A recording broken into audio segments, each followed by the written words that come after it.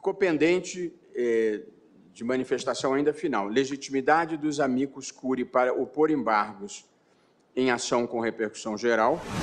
O relator, eu, acompanhado pelos ministros Cristiano Zanin, Alexandre de Moraes, Carmen Lúcia, Gilmar Mendes e Rosa Weber, não admitiram o recurso dos AMIT com base em jurisprudência majoritária da Corte. Perfeito. E o ministro Luiz Fux divergiu para admitir. Portanto, a posição majoritária é pelo não conhecimento dos embargos de declaração por AMIT e curiae. Senhor presidente, só pela ordem, eu me lembro que, ao final do julgamento, eu tive a oportunidade de ler um artigo do Código, no sentido de que o único recurso que o AMIT curiae, os AMIT curiae ou amicus curiae pode interpor são os embargos de declaração em texto literal do Código. Aí ficou essa pendência, porque está na lei, então nós estaríamos, digamos assim, com um plenário cheio, declarando a inconstitucionalidade do Código. Né? Tem um artigo que diz... Podia depois localizar o artigo, porque ele é genérico. Agora, eu localizei no dia. Seria bom, só para a vou, gente poder argumentar. Vou localizar. 138 para primeiro. 138. 138. Olha, 138, pode ler, por favor. Humilhação. Eu participei do ministro Paquim. Pensei que Vossa Excelência soubesse o código de cabeça. O código de cabeça. Né? O artigo 188...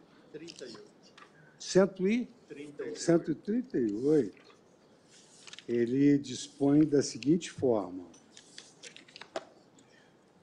O juiz relator do amicus curiae. A intervenção que trata não implica autorização de competência nem autoriza a interposição de recurso, ressalvada a oposição de embargos de declaração e a hipótese do parágrafo 3º.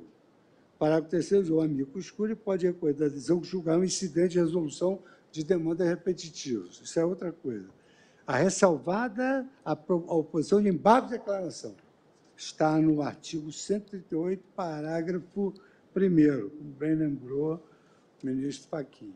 Interessante que trata. O CAPT não implica alteração de competência. Ministro Fux, me permite? Claro, é um debate importante. Naquela oportunidade, também, eu havia lembrado que, pouco antes daquela sessão, nós havíamos julgado em plenário exatamente essa questão de admitir ou não a oposição de embargos de declaração por amici curiae. E a posição majoritária, inclusive, que ficou sob a relatoria do eminente ministro André Mendonça, foi no sentido de não se admitir. Pelo menos, aí a discussão era, talvez, mais focada nas ações de controle concentrado. Eu acho que era mais a jurisprudência que se formava. E aí se formava, exatamente, inclusive pela ausência de previsão no regimento interno também do Supremo Tribunal Federal, quanto a essa possibilidade de oposição de embargos de declaração por amici curiae. A questão é que o recurso está sendo julgado agora, quando está em vigor uma lei que tenha aplicação imediata e geral. Por outro lado, a figura do amicus curiae, ele é tratado como sujeito, é uma matéria de supradireito processual.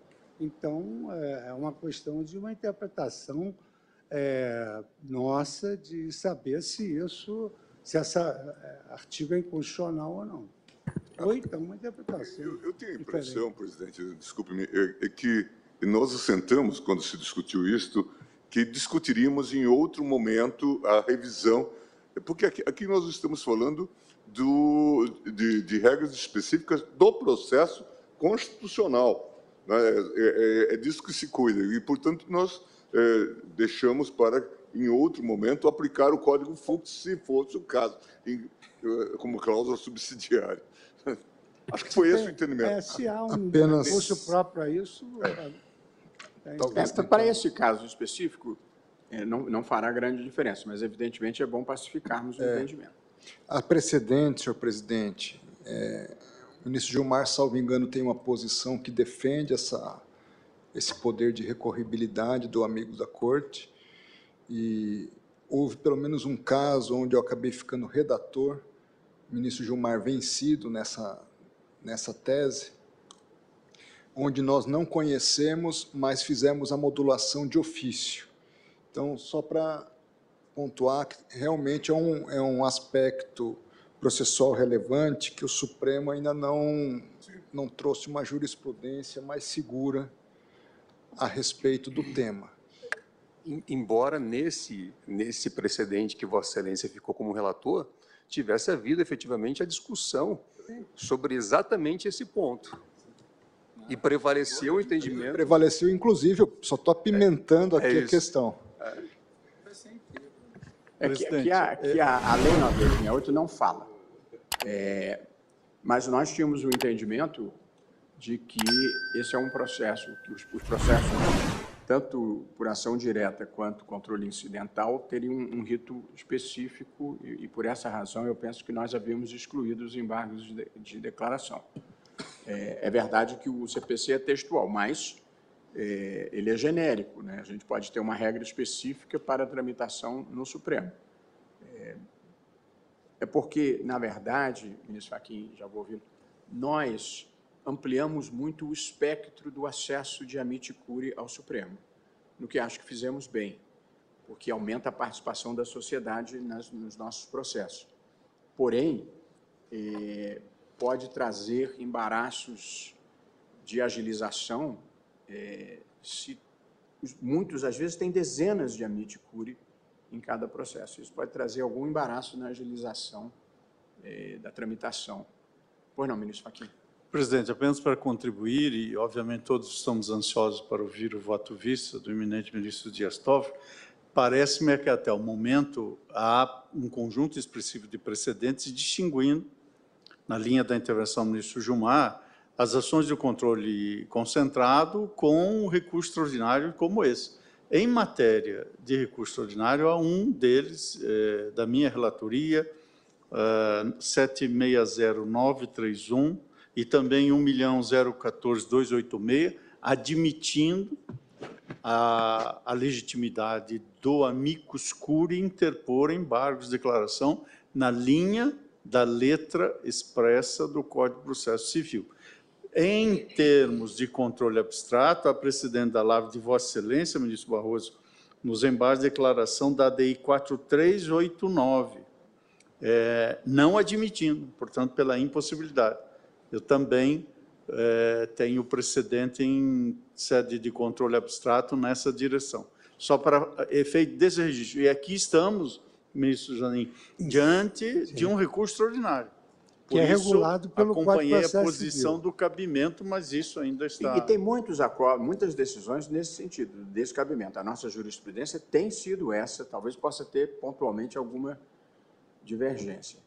Não, é porque é RE, não é ADI, né? Até que nós equiparamos, ministro Fux, o RE com repercussão geral à ADI, pela objetivação do processo constitucional, de modo que o tratamento, eu acho que deve ser idêntico. Eu por esse momento, me reservando ainda a possibilidade de maior reflexão, porque, de fato, o código é textual, eu, nesse momento, ainda me manifesto pela manutenção da jurisprudência tradicional, um pouco defensiva, mas acho que é importante, na medida em que a gente amplia o acesso dos amici curiae, a gente restringir um pouco medidas que, por vezes, são meramente procrastinatórias. Mas depois voltamos isso separadamente. Então, vamos ouvir o voto. Autos e a todos que nos acompanham.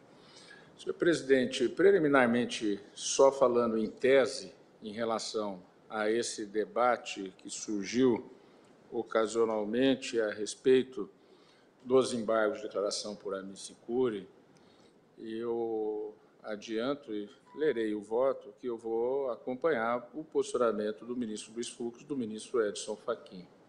E já justifico, do ponto de vista da razão de ser. Não é só pelo fato do Código de Processo Civil permitir esses embargos em recurso extraordinário para o amicus curiae. É também pelo fato de que um processo subjetivo, ele alcança nessa corte com a repercussão geral uma objetivação. E todos nós aqui já suspendemos inúmeros processos para aguardar o processo de repercussão geral. E as outras partes que estão com processos sobrestados, se elas que se qualificaram como amicus curiae neste plenário não puderem externar uns embargos de declaração, elas ficam na dependência daquela parte que foi a parte escolhida. E por que foi aquele recurso extraordinário que foi escolhido e não o meu? Aquela outra parte que entrou aqui como amicus curiae, porque a repercussão geral são vários processos que ficam sobrestados, milhares, às vezes dezenas de milhares. Então, uma Corte Constitucional aberta, como nós nos propusemos a ser e nos propomos a ser, uma coisa é o controle concentrado, que isso é erga omnes, e isso se julga abstratamente em tese. Outra coisa são os recursos extraordinários com repercussões gerais, em que dezenas de milhares de interessados ficam sujeitos a uma única parte poder embargar, então. Então, eu gostaria de, já que houve essa discussão preliminar, reassentar a força normativa do CPC aqui, que eu acho que é democrática. Eu acho que ela insere aqueles que estão com processos sobrestados em razão de repercussão geral para poderem participar da rediscussão do tema ou de eventual hipótese de cabimento de embargo de declaração, caso aquela parte que é única, que está com o processo de repercussão geral e que decaiu, que sucumbiu, não o faça. Então, eu entendo que nós temos que, sim, aqui, nesse caso, não podemos colocar os precedentes do controle concentrado. Dito isso, vou me voltar aqui ao caso.